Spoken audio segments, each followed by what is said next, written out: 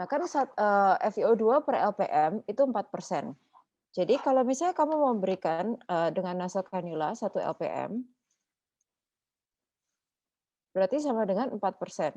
Tapi karena tadi aku udah bilang, kalau misalnya kamu gunakan low flow device, kalian pasti kecampur dengan room air. Jadi gimana-gimana kalian harus tambah 21%.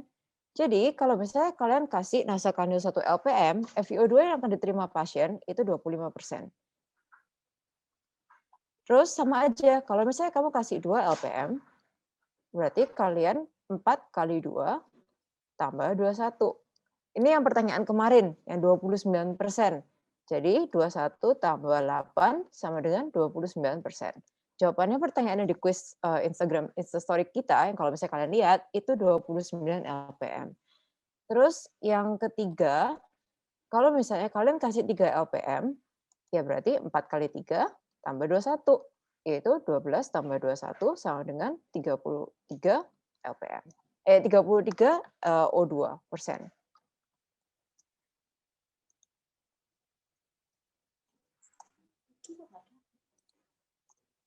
Next, kalau misalnya next kita akan bicara tentang simple face mask. Nah, simple face mask ini dia upgrade-nya dari nasal cannula anggapannya. Jadi dia diindikasikan dengan pasien yang dengan kebutuhan oksigen moderate. Yang kalau misalnya tadi mild, ini moderate. Karena dia flow rate-nya bisa lebih tinggi dibanding nasal cannula, yaitu 5 sampai 10 LPM. Bahkan beberapa sumber menyatakan bahwa dia 6 sampai 10 LPM. Nah, kalau misalnya nasal cannula tadi kan bisa diestimasi, dia per 1 LPM sama dengan 4%. Nah, kalau misalnya yang ini, dengan simple mask, kalian nggak bisa terlalu estimasi, karena dia itu kan dia flow-nya itu agak agak besar gini ya, agak terbuka. Jadi kalian nggak bisa se-accurate estimasinya kalau misalnya nasal cannula, karena dia diameternya kecil. Nah, kalau misalnya ada beberapa sumber yang bilang, kalau misalnya kalian bisa memperkirakan dengan tabel seperti ini. Nah, jadi kalau misalnya 6 LPM, berarti FiO2 yang diberikan 35%. Kalau misalnya 7 LPM, FiO2 yang diberikan 41%. Kalau misalnya 8 LPM, ya 47%, 9 LPM 53%, 10 LPM 60%. Tapi kalau misalnya tabel ini biasa nggak akan ditanyain sih, jadi kalian nggak perlu hafalin susah-susah. Kalau misalnya konsulen biasanya tanyanya suka menggunakan nasa khandula aja, yaitu yang kalian harus hafalin satu konstantanya 4 LPM per, 4% FiO2 per LPM. Nah, next kita akan lanjut ke non-rebreather mask. Ada beberapa yang bilangnya reservoir mask. Kenapa dia dibilang sebagai reservoir mask? Karena dia punya ini, oxygen reservoir bag. Nah, jadi NRM itu low flow device yang dapat menghantarkan FiO2 tinggi. Kenapa kok bisa gitu?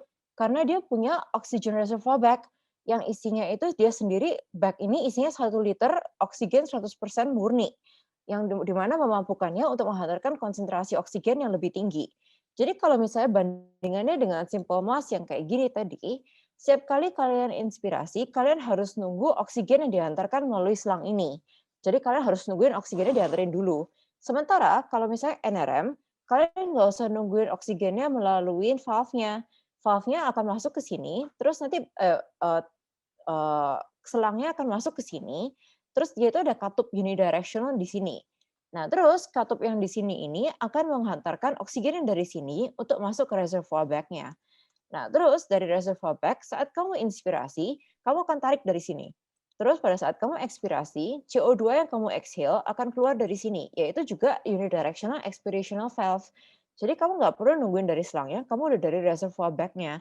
Cuman, karena ada reservoir bag ini yang isinya 1000 ml, kalian harus minimum flow-nya itu 10 liter per menit. Karena kalau enggak, kamu misalnya cuma kasih 8 nih, kalau dia pada saat pasiennya inspirasi, oxygen reservoir bag-nya akan kempes. Nah, itu nggak boleh. Nah, kalian harus make sure oxygen reservoir bag ini tidak kempes pada saat kalian inspirasi. Makanya dia harus dikembungin dengan minimum requirement liternya berapa, yaitu 1 liter, which is equivalent to 10 liter per menit. Nah, terus kalau misalnya kalian memberikan 10 liter sampai 15 liter per menit, FiO2 yang dihantarkan itu 80 sampai 95%. Jadi dia very high FiO2 dengan low flow yaitu 10 sampai 15 LPM. Nah, ini adalah ilustrasi cara penggunaannya NRM.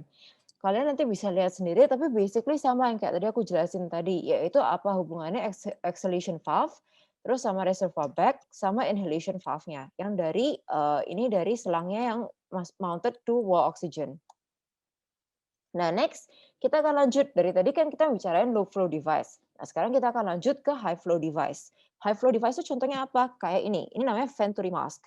Jadi Venturi mask itu dia bisa memberikan FiO2 yang precise.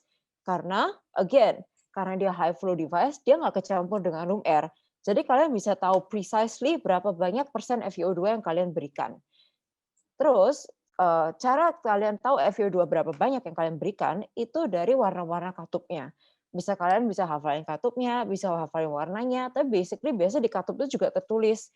Nanti di katupnya tertulis berapa FiO2-nya dan berapa oxygen flow liternya.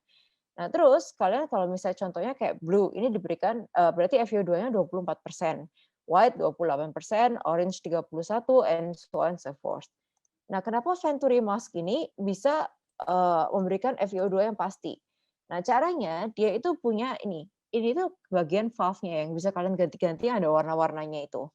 Nah, terus di dalamnya itu ada air entrapment port sama ada narrowed orifice.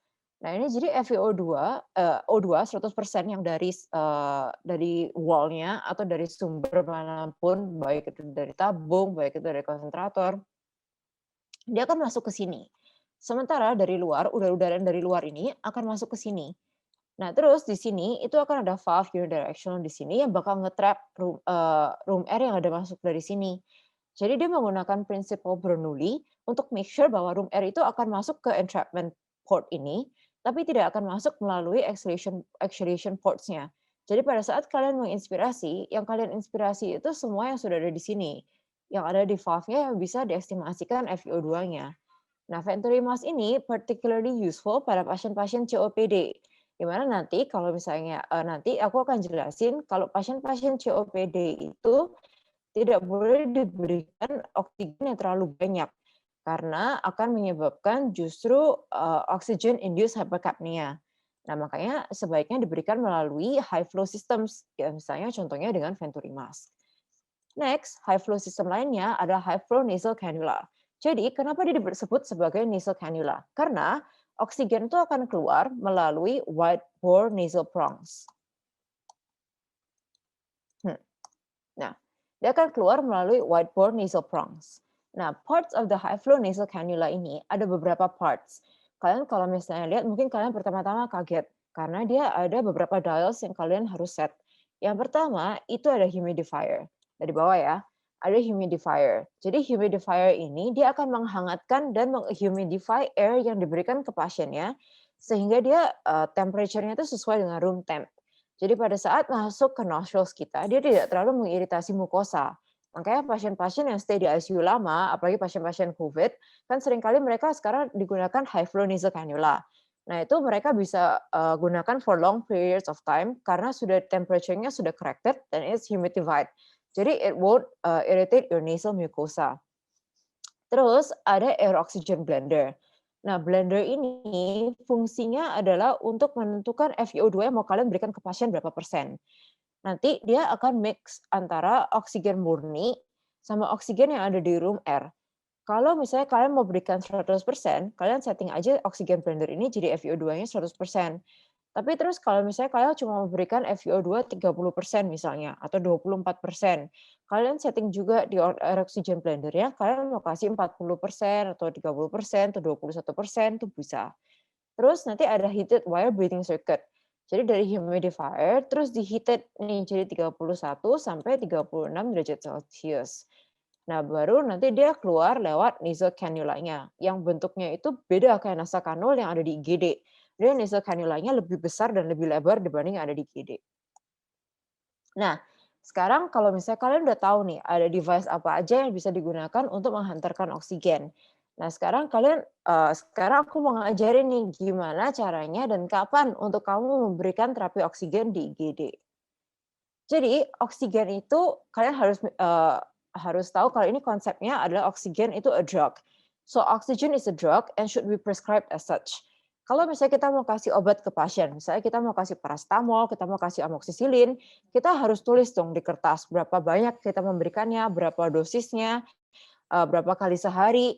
Nah, sama halnya seperti oksigen. Oksigen itu sebaiknya diperlakukan seperti obat. Jadi kalian harus tulis juga di statusnya, kalian tulis target SpO2 pasiennya berapa. Cara pemberiannya bagaimana, baik menggunakan nasal cannula, baik menggunakan simple mask, sama flow rate atau FiO2 yang mau kalian berikan berapa. Jadi misalnya aku mau kasih ke pasien nih, ada pasien aku di IGD, terus aku mau kasih dia, nasal cannula, jadi target SpO2-nya misalnya target aku tulis 94 sampai 98%, yaitu SpO2 orang normal ya. Terus aku mau berikannya via nasal kanul 2 LPM, yaitu flow rate-nya. Atau kalau misalnya aku mau kasih lewat Venturi Mask misalnya, pasien aku pasien COPD, ya via Venturi Mask. FiO2-nya berapa? FiO2 24%, atau misalnya FiO2 28%. Nah, terus salah satu hal lagi yang perlu kalian tulis di resep juga adalah kapan pasien ini butuh dikonsulkan segera. Jadi misalnya aku mau nitip nih sama koas aku atau sama perawat aku, kalau misalnya pasiennya RR-nya lebih dari 30 kali per menit atau SpO2-nya turun dari 3% secara cepat, kalian harus langsung hubungin aku. Itu kalian boleh tulis juga di note. Nanti di note-nya di resepnya kalian boleh tulis.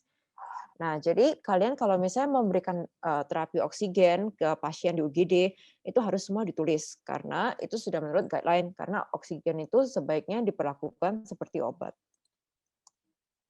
Nah, kapan kita memberikan gimana cara no, this is not here. Kapan kita memberikan oksigen pada pasien di UGD? Kalau aku suka mulai dengan pertanyaan, pasien ini apakah dia critically ill? Nah, definisi critically ill itu apa sih? Kalian kan, kan mungkin susah ya kita kalau misalnya mau ngawang-ngawang, pasien kayak gini kritis atau enggak, itu kan tergantung kita ya sebagai klinisi.